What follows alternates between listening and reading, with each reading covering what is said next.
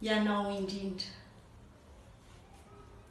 Neny ianao indrindra ilain'ity, tsy ny lasetry ny natambiny, ny alinao sy ny andronao natolotrao tsy nisy ambiny. Ny tontolonao rehetra tsy ny aminao ray manontolo, no laninao taminay mitondranao kolokolo.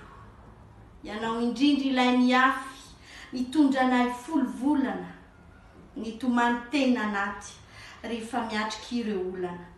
Ireo jalinay ety ivelany, zakainao tsy anky-teny, na dia marary ianao anaty efanjato zato eny. Ianao indrindra ilay fiantso, na inona ilaina, na etaeta na anoanana, na fotsiny iaino ny taraina. Ireo olam-piainanay rehetra, na sedra io na taintaina, ianao no nitady vahaolana, ianao lay rakobola-tsaina. Ianao indrindra no tsarona amin'izao androany izao, ka ny takarivan'io dia atolotra ho anao.